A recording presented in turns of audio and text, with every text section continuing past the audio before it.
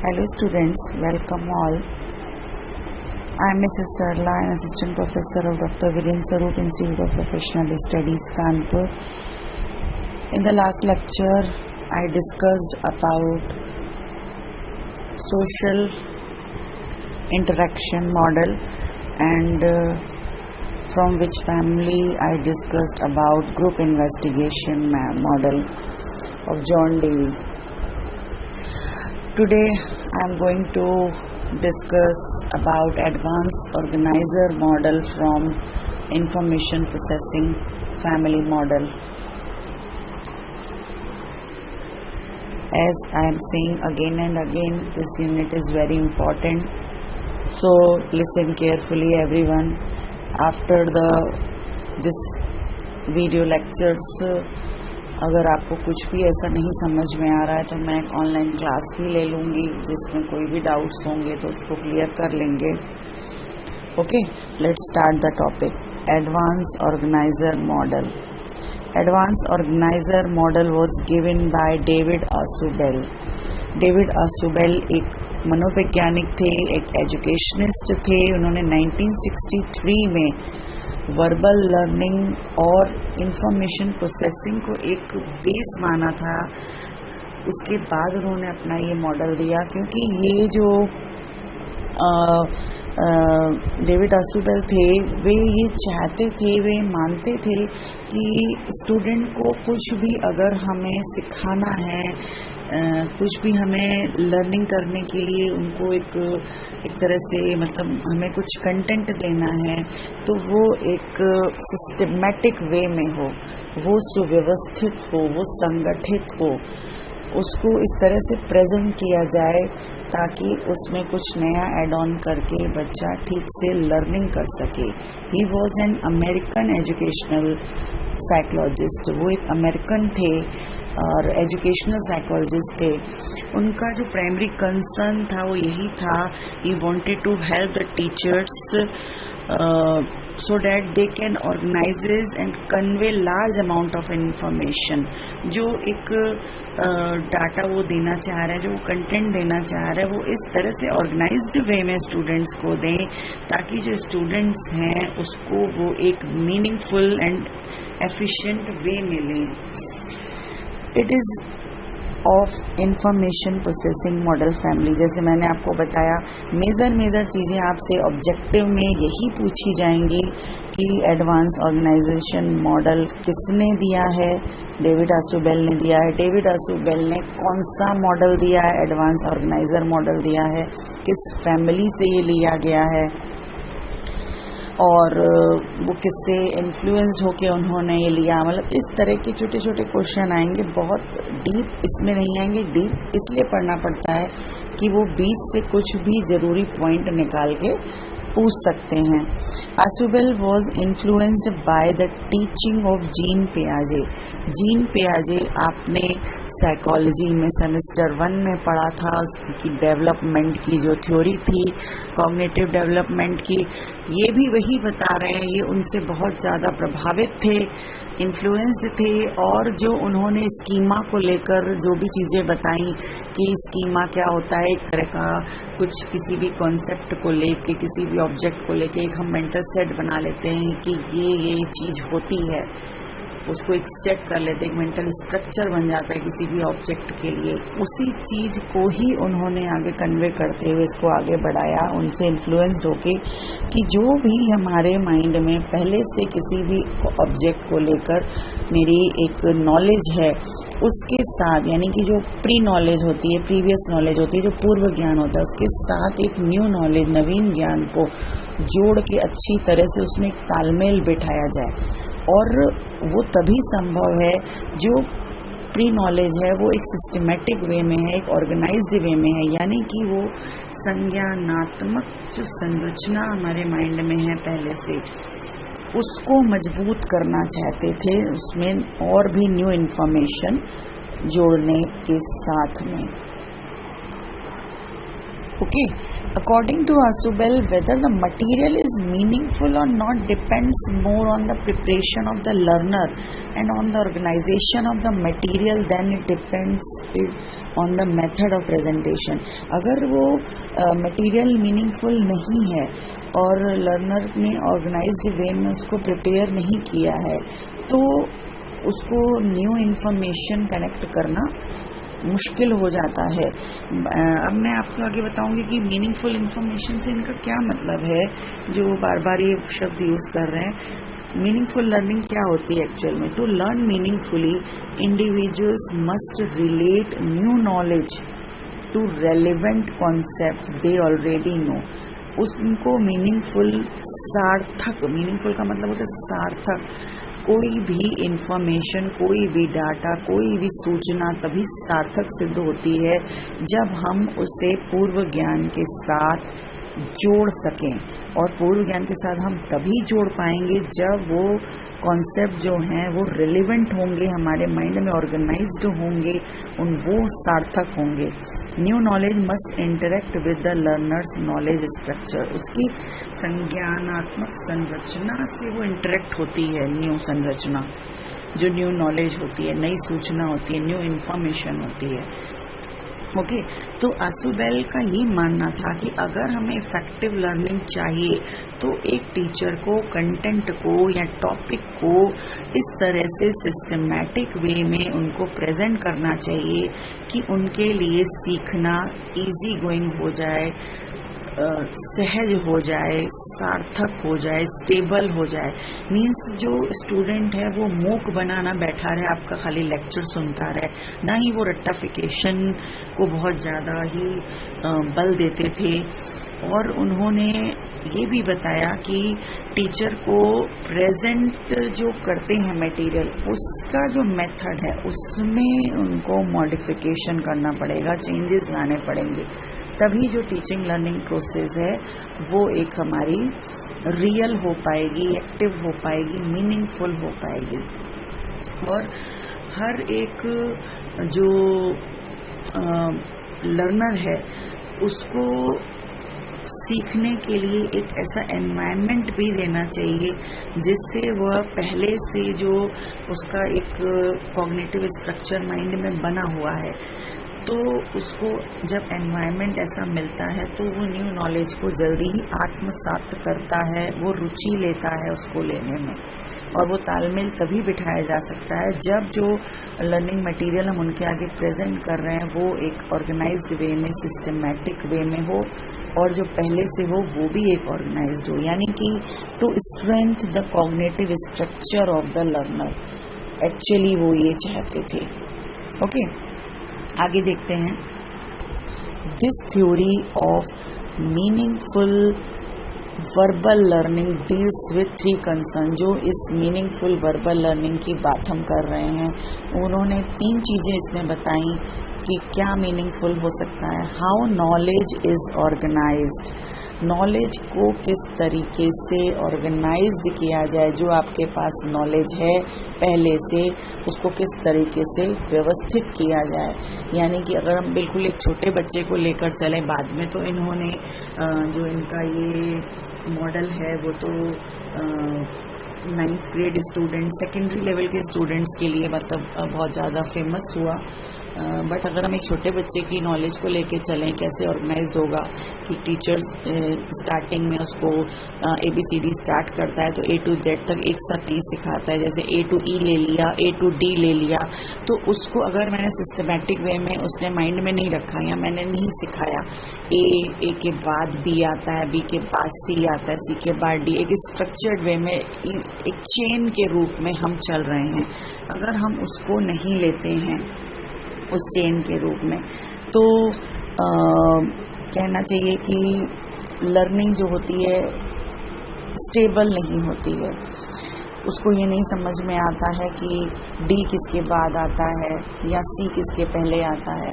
तब जब ये A to D तक जब वो स्ट्रक्चर्ड वे में अच्छे से उसके माइंड में फिट होता है, तब हम आगे जब E, F, G, H सिखाते हैं तो वो उसके लिए अच्छी तरीके से एक उसमें एक कहना चाहिए कि उसमें कोरिलेशन बिठा पाता है, उसको इंटर रिलेट कर पाता है, उसमें तालमेल बिठा पाता है। ओके, और आफ्टर डैट इन्होंने कहा how the mind works the process new information. तो अब नॉलेज ऑर्गेनाइज्ड जो है पहले की हमने कर ली, अब मेरा माइंड किस तरीके से वर्क करता है न्यू इन्फॉर्मेशन को गेन करने के लिए। कि पहले से हमारे लिए मतलब मैंने 4 चीज़ें सीखी हैं, फिर 4 मेरे को और नहीं मिल रही, नई मिल रही हैं, तो वो 4 जब ऑर्गेनाइज्ड वे में मेरे को आती हैं तो 4 उसमें वो न्यू इन्फॉर्मेशन ऐड ऑन हो जाती है। क्योंकि कोई भी सब्जेक्ट में एक चेन ऑफ कॉन्सेप्ट्स होते हैं किसी भी टॉपिक में। अब जब chain of contact line to line चलेंगे, अब मैं आपको टीचिंग मॉडल्स पढ़ा रही हूँ, तो अब मैं फर्स्ट डे में ही, अब आपने सेकेंड यूनिट में पढ़ लिया व्हाट इज़ टीचिंग, फिर इसमें पढ़ लिया व्हाट इज़ मॉडल, फिर देन टीचिंग मॉडल। अब मैं फर्स्ट डे आपको पहले टीचिंग मॉडल बता दूँ, टीचिंग के बारे में कुछ नहीं बताया मैंने, मॉडल के बारे में कुछ नहीं बताया, या जो मॉडल्स लगभग कैसे होते हैं, कितने टाइप्स के होते हैं। आफ्टर डैट मैंने आपको बताया कि आपके कोर्स में एक सिस्टमेटिक वे में एक टीचिंग को लेकर चलना, तभी आपका कॉन्सेप्ट क्लियर होता है। या मैंने बताया यूनिट फर्स्ट को भी टच ही नहीं किया, आपको उसकी कोई नॉलेज ही नहीं दी कि आप क्या पढ़ने जा रहे हो, स्टार्टिंग का बेस क्या है, फाउंडेशन आपका वीक चला गया और मैं सीधा यूनिट थर्ड पे आ गई, तो आपकी नॉलेज सिस्टमैटिक वे में नहीं चलेगी। तो उन्होंने कहा कि नॉलेज कैसे ऑर्गेनाइज की जाती है, फिर उसमें जो प्रोसेस होती है, यानी कि जब हमारी लर्निंग हमारा टाइम आता है तो न्यू इन्फॉर्मेशन हम प्रोवाइड कराते हैं, तो वो किस तरीके से उसकी प्रोसेस माइंड में वर्क करती है। Now how teacher can apply the knowledge, how teacher can apply the new ideas about curriculum and learning. यानी कि अब टीचर किस तरीके से वो न्यू आइडियाज़ आपको लेने में हेल्प कर रहा है, आपके आगे उस मटेरियल को किस तरीके से प्रेजेंट कर रहा है, किस तरीके से आपको इंस्ट्रक्शन दे रहा है कि आपकी वो जो लर्निंग की जो प्रोसेस है वो आपकी सही से चल पाए। So this model is design to strengthen students cognitive structure, उसको मजबूत बनाता है उसके कॉग्निटिव स्ट्रक्चर को। ओके, अब एलिमेंट्स देख लेते हैं इसके एडवांस ऑर्गेनाइजेशन मॉडल के। इन्होंने क्या एलिमेंट दिए हुए हैं। सबसे पहले देखते हैं फोकस, यानी कि central aspect of the model क्या है, केंद्र बिंदु क्या है, उसके एम्स क्या हैं, उसके ऑब्जेक्टिव क्या हैं। To enhance the cognitive structure among the students, वो चाहते थे कि स्टूडेंट्स के बीच में या स्टूडेंट्स के अंदर कॉग्निटिव स्ट्रक्चर जो है उसको एक मजबूती प्रदान की जाए, स्ट्रेंथन किया जाए, उसको एनहांस किया जाए। To provide the knowledge of concept and facts of subject, जो सब्जेक्ट हम सिखाने जा रहे हैं, पढ़ाने जा रहे हैं, उसके बारे में इसके जो कॉन्सेप्ट हैं उसका अच्छे से ज्ञान देना, उसकी नॉलेज देना, उसके फैक्ट्स को बताना। To help the student how to arrange and build knowledge, किस तरीके से नॉलेज को या मटेरियल को अरेंज किया जाता है, किस तरीके से नॉलेज को बिल्ड किया जाता है। मीन्स वे जो कॉन्सेप्ट हैं, जो तथ्य हैं, फैक्ट्स हैं, जो मेजर पॉइंट्स हैं, उनको किस तरीके से आपस में कनेक्ट करना है, को रिलेट करना है, यह सिखाकर उनके ज्ञानात्मक पक्ष को मजबूत करना चाहते थे। कि जो उनका जो प्रीवियस नॉलेज है, to reconcile the previous knowledge, explain facts and present new knowledge, facts को बिल्कुल एक्सप्लेन कर देना और न्यू नॉलेज को उसके आगे प्रेजेंट करना। तो ये इसका मुख्य केंद्र बिंदु है, मुख्य उद्देश्य था जो इन्होंने क्या बोलते हैं डेविड आसुबेल ने दिया है। नेक्स्ट आ जाता है इसमें आसुबेल ने इसमें एडवांस ऑर्गेनाइजर मॉडल के दो टाइप्स बताए, एक्सपोजिटरी और कंपैरेटिव। एक्सपोजिटरी से उनका मतलब था जो भी कहना चाहिए कि जो भी नॉलेज बच्चों को पहले से है और न्यू नॉलेज उनको दी जा रही है उसको डिस्क्राइब करना। मीन्स बेसिक कॉन्सेप्ट जो भी हाईएस्ट लेवल पर हैं, कुछ ऐसे प्रेजेंट किए जाते हैं कि जिससे स्टूडेंट्स जो हैं वो उस चीज़ को अच्छे से सीख पाते हैं। और वो तभी सीख पाते हैं जब उनके सामने जो न्यू नॉलेज है उसको एक न्यू सिस्टम से एक उसका प्रेजेंटेशन अच्छे से दिया जाए, कोडिंग सिस्टम के माध्यम से उसको प्रस्तुत किया जाए और उनको यह एक रिलैक्सेशन दिया जाए, उनको एक मोटिवेशन दिया जाए कि आप इसको संगठित करिए और उसको एक नया रूप दीजिए, उसको एक चेन के साथ कनेक्ट करिए। टीचर टाइम टू टाइम उनको चीज़ों को गाइड करते हुए, इंस्ट्रक्शन देते हुए उस मटेरियल को एक मीनिंगफुल फॉर्म प्रदान करवाता है। तो जो एक्सपोजिटरी है वो जो है न्यू कंटेंट को एक तरह से डिस्क्राइब करता है और इनका जो ये मॉडल है वो एक्सपोजिटरी ही मॉडल है। अगर नाम आपके में क्वेश्चन आ भी गया कि एडवांस ऑर्गेनाइजर मॉडल का एक दूसरा नाम क्या है, तो एक्सपोजिटरी मॉडल नाम है। दूसरा जो इन्होंने कंपैरेटिव ऑर्गेनाइजर दिया उसमें ये था कि जब हमको न्यू नॉलेज मिलती है तो इसमें दो तरीका होता है। एक, उसी टॉपिक में मैंने प्रीवियस नॉलेज के साथ न्यू नॉलेज को ऐड ऑन किया, वो एक्सपोजिटरी हो गया। और जब इसको डिज़ाइंस मॉडल को डिज़ाइन किया जाए to discriminate between the old and new, यानी कि डिस्क्रिमिनेट भी कर पाएँ कि उनमें क्या सिमिलैरिटी है और क्या डिस्क्रिमिनेशन है, ठीक है, to prevent the confusion caused by their similarity. कई बार क्या होता है हम सिमिलर चीज़ें ही सिखाना चाहते हैं, उसके आगे उस कंटेंट को बढ़ाना चाहते हैं, और कई बार क्या होता है मैंने जो न्यू नॉलेज दी वो रिलेटेड तो उससे है बट दोनों में कहीं ना कहीं कुछ ना कुछ डिस्क्रिमिनेशन है, कुछ डिफरेंसेस हैं। जैसे मैंने आपको इंक्लूसिव एजुकेशन पढ़ाया तो normal education, inclusive education, integrated education, main stream education, ये सब पार्ट उसी का था, आपस में ये सब चीज़ें कोरिलेट कर रही थी। बट जब आपको मैंने नॉर्मल एजुकेशन पढ़ाई, फिर इंटीग्रेटेड पढ़ाई, फिर मेन स्ट्रीमिंग पढ़ाई, फिर इंक्लूसिव पढ़ाई, तो आपको एक छोटा छोटा सा मैंने साथ में एक डिफरेंस भी उसमें समझाया। तो इससे आप धीरे धीरे डिस्क्रिमिनेशन करना सीखते हो। तो कंपैरेटिव क्या हो गया, उसको सिमिलरिटी को जो कंफ्यूजन दूर करने के लिए डिस्क्रिमिनेशन करना बच्चे उसमें सीखते हैं, ओल्ड कॉन्सेप्ट में और न्यू कॉन्सेप्ट में, यानी कि ओल्ड इन्फॉर्मेशन में और न्यू इन्फॉर्मेशन में। तो इन्होंने ये 2 टाइप्स के वो दिए। अब आ जाते हैं इसके सिंटेक्स पे। तो जैसे मैंने आपको बताया था कि कंसेप्ट अटेनमेंट मॉडल में कहीं पर 3 दिए हैं, कहीं 4 दिए हैं, कहीं 5 दिए हैं सिंटेक्स में फेजेस, बट जो ग्रुप इन्वेस्टिगेशन है उसमें 6 ही फेजेस हैं, उसके 6 ही स्टेप्स हैं। जो सिंटेक्स होता है संरचना में चरण आते हैं और इसके 3 ही हैं। आप बिल्कुल माइंड में इनके नाम भी और ये भी दिमाग में रख लीजिए कि 3 फेजेज हैं, इसमें कहीं पर भी आपको अलग अलग फेजेज नहीं मिलेंगे। जिसमें सबसे फेज 1 आ जाता है, जो फर्स्ट है वो है प्रेजेंटेशन ऑफ एडवांस ऑर्गेनाइजेशन, यानी कि एडवांस ऑर्गेनाइजर, विषय वस्तु का संगठन। जो भी कंटेंट है उसको हमें जो उनके आगे प्रेजेंट करना है उसके बारे में उसको एक तरीके की पूरी कहना चाहिए कि जानकारी देना कि वो कंटेंट आपके आगे प्रेजेंट करने का क्या उद्देश्य है। Clarify the aims of the lesson, यानी कि जो मैं पढ़ाने जा रही हूँ लेसन, उसको एम्स को, ऑब्जेक्टिव्स को क्लैरिफाई करना। जैसे आप लोग टीचिंग में गए, ये बिल्कुल उसी तरीके से आपका मॉडल है कि आप टीचिंग में गए हैं और आपने इंट्रोडक्टरी क्वेश्चन पूछने के लिए, जो हम लोग प्री नॉलेज जज करने के लिए पूछते हैं, उनके देखने के लिए कोई उनके आगे कोई मटेरियल यूज़ कर देते हैं, कोई चार्ट है, कोई मॉडल है, कोई रियल ऑब्जेक्ट है, और उनसे क्वेश्चंस क्वेरी करते हैं। तो उससे पहले हम एम्स को, उनके आगे एम्स प्रेजेंट नहीं करते हैं, बट इसमें एम्स को क्लैरिफाई करना है, यानी कि a teacher clarify the aims of the lesson, why we are going to do this, ठीक है।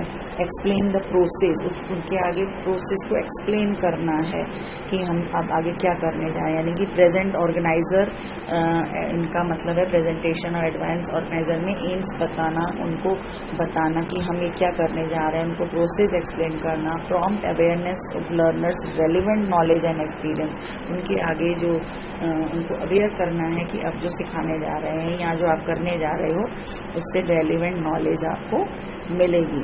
नेक्स्ट फेज आ जाता है phase 2, presentation of learning task, यानी कि मटेरियल को अब उसमें प्रेजेंट करना है। लर्निंग टास्क मीन्स मटेरियल को उनके आगे प्रेजेंट करना है, उनको इंस्ट्रक्शंस देने हैं, maintain attention, make organization in this, make logical order of learning material, उनको मतलब एक तरह के इंस्ट्रक्शन देने कि आपको इस तरह से इस न्यू मटेरियल को, कंटेंट को ऑर्गेनाइज करना है। नेक्स्ट आ जाता है स्ट्रेंथनिंग कॉग्निटिव ऑर्गेनाइजेशन, यानी कि अब जो मटेरियल दे दिया गया, अब उनके ज़रिए एक टीचर उनको गाइड करेगा, कुछ उनको कोई प्रॉब्लम हो रही है टाइम टू टाइम उनको इंस्ट्रक्शन देगा, प्रमोट करेगा उनकी रिसेप्शन लर्निंग के लिए कि एक्टिव, यानी कि एक्टिव एंड स्टेबल लर्निंग को उसको प्रमोट करेगा।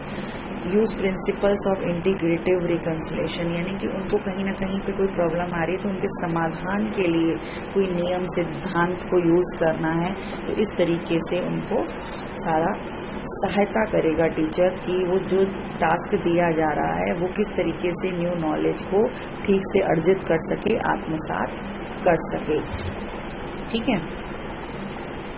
Next one is social system. As also well believed that only teacher can represent knowledge in a systematic way. जैसे मैंने शुरू में बताया, उन्होंने कहा कि एक टीचर ही होता है जो सिस्टमेटिक वे में उनके आगे इंफॉर्मेशन को, डाटा को, कंटेंट को, मटेरियल को, नॉलेज को रिप्रेजेंट कर सकता है। So the teacher is more active in this model. शिक्षक का स्थान प्रधान होता है, प्रभावशाली होता है, उसको अधिक क्रियाशील रहना होता है, उसी को सारा एक एज अ फैसिलिटेटर वो होता है कि सारा एनवायरनमेंट इस तरीके का वो क्रिएट करके देता है कि वो उसमें एक सेफ फील करके, सिक्योर फील करके अपने काम को अच्छे से कर सकें। There is autocratic classroom in which teacher provide the knowledge. एक शिक्षक प्रधान एक तरह से वो कक्षा होती है जिसमें वो टीचर नॉलेज प्रोवाइड करता है, बट ऐसा नहीं है कि इसमें स्टूडेंट का रोल नहीं है। फेज 3 में जो है स्टूडेंट और उनका दोनों का रोल होता है कि कहीं भी इनको कहीं भी प्रॉब्लम आ रही है तो वो एक गाइड की तरह, एक इंस्ट्रक्टर की तरह, एक फैसिलिटेटर की तरह वहाँ पर मौजूद होता है। उनके बीच में आपस में अंतःक्रिया होती है, उनको भी एक अवसर प्रदान किया जाता है कि वे एक कंटेंट में आपस में संबंध स्थापित कर सके, उनको वो मोटिवेट करता है। Next one is principles of reaction. Principle of reaction friendly और अनफ्रेंडली दोनों तरीके से वो बैक होके या पास सामने होके वो उस तरीके को उसको फैसिलिटेट करता है, उनको गाइड करता है, उनको उस पर्पस जो है, जो purpose of clarifying the meaning of new material, जो उनका पर्पस है उसको न्यू मटेरियल को क्लैरिफाई करने का, डिफ्रेंशिएट करने का, इन सब में उनको रिकंसाइल करता है, उनकी हेल्प करता है समाधान में, मीन्स समाधान करने में एक आपस में उनकी कहना चाहिए कि there is a mutual interaction between teacher and learner to connect the organizer and learning material. उसको एक लर्निंग मटेरियल को कनेक्ट करने में, न्यू नॉलेज को पुरानी नॉलेज से कनेक्ट करने में और ऑर्गेनाइज करने में एक वो आपस में एक वो उनका म्यूचुअल इंटरेक्शन होता है। तो प्रिंसिपल ऑफ रिएक्शन में ऐसा होता है। सपोर्ट सिस्टम, इसमें जो भी ऑर्गेनाइजर मटेरियल प्रेजेंट किया जा रहा है well organize, that is the support system. Guideline for building instruction material, जो भी गाइडलाइन इंस्ट्रक्शंस जो भी टीचर के द्वारा प्रोवाइड किया जा रहा है, that is the support system in this model. Now see the application. Application क्या होती है? To structure extended curriculum sequences और कोर्सेज। एक तरह से उसको संरचित करना, उसको स्ट्रक्चर्ड वे में उस करिकुलम सीक्वेंस को बनाना, उसको सीक्वेंस देना, एक सिस्टम देना, एक स्टेप्स देना। टू इंस्ट्रक्ट स्टूडेंट सिस्टमैटिकली इन की आइडियाज़ ऑफ फील्ड। बच्चों को इंस्ट्रक्ट करना सिस्टमैटिकली, किस तरीके से किसी भी फील्ड में हम उनकी आइडियाज़ को ले सकते हैं, किसी भी विषय में इसका यूज़ कर सकते हैं। कोई मतलब हमारे आगे चीज़ अमूर्त भी है, मतलब मुझे नहीं भी दिखाई दे रही है, इनडायरेक्ट भी है, उसकी भी टीचिंग में एक तरह से इसमें उस कंटेंट को सीखने में भी हेल्प मिलती है। Step by step to gain perspective on entire area.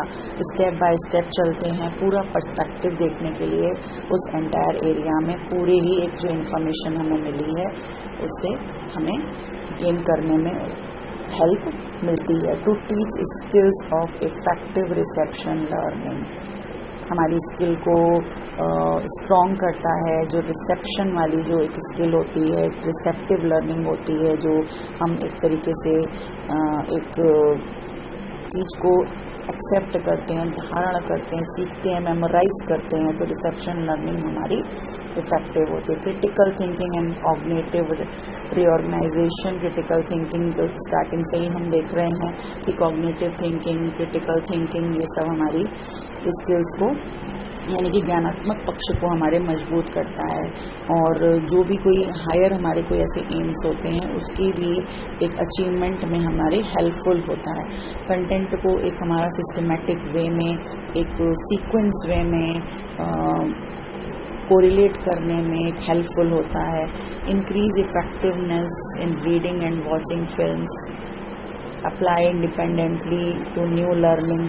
नई चीज़ों को सीखने में हमारा हेल्पफुल होता है। तो इस तरीके से बहुत सारे इसके ऐसे एप्लीकेशन हैं जिसमें हम देखते हैं कि हम किस तरीके से चीज़ों को एक नए तरीके के फॉर्म में सीख सकते हैं। और बहुत इजी गोइंग होता है, एक लेक्चर फॉर्म में नहीं होता, एक एक्सप्लेनेशन फॉर्म में नहीं होता। कुछ कंटेंट दे के, मटीरियल दे के सिखाना, इसमें लर्निंग स्टेबल होती है, मीनिंगफुल होती है, क्लियर होती है, रिसेप्शन लर्निंग होती है, रिटेंशन लर्निंग होती है। तो टीचिंग लर्निंग प्रोसेस इसकी थ्रू बहुत ही अच्छी तरीके से होती है। Okay, so as per the views of Ausubel, there is a parallel between the way subject matter is organized and the way people organize knowledge in their minds. किस तरीके से मटेरियल को ऑर्गेनाइज करके दिया गया और किस तरीके से पीपल उसको यानी कि स्टूडेंट उसको अपने माइंड में कॉग्निटिव स्ट्रक्चर को ऑर्गेनाइज कर रहा है। इन द प्रेजेंट स्टडी में अगर हम देखें तो AOM, इसको मैं आपको बताना भूल गई, इसको AO भी बोला जाता है शॉर्ट में, एडवांस और कंसेप्ट अटेनमेंट को, जैसे मैं CAM बोल रही थी, कैम, और ग्रुप इन्वेस्टिगेशन को GIM, तो इसको एडवांस ऑर्गेनाइजेशन AOM भी कहीं कहीं बोलते हैं और केवल AO भी बोलते हैं। ये भी देख लीजिएगा, शायद कभी क्वेश्चन में पूछ लिया जाए तो आपको ना समझ में आए। तो AM is used as a tool to help the students to attain the concepts of English grammar mostly with the comprehension of study material of secondary level grade students। तो ये इसका कंक्लूजन है कि हम किस तरीके से प्रीवियस नॉलेज में एक न्यू नॉलेज को ऐड ऑन करके किस तरीके से स्टेबल लर्निंग कर सकते हैं। Okay guys, this was the advance organiser model. नाम से लगता है कि कितने हैवी हैं, बट कॉन्सेप्ट आप समझ लीजिए तो आपको लगेगा कि ऐसा इसमें कुछ भी नहीं है। तो इसलिए किसी तरह की कोई टेंशन नहीं लेना। एक एक वीडियो आप लोग आराम से सुनिए, जब न समझ में आए क्वेरीज लिख लीजिए, एक ऑनलाइन क्लास में सब सॉर्ट आउट कर देंगे। Okay guys, today I discussed advanced organizer model. If you have any query or any problem, तो discuss me or ask me personally. Thank you. Goodbye. Have a nice day.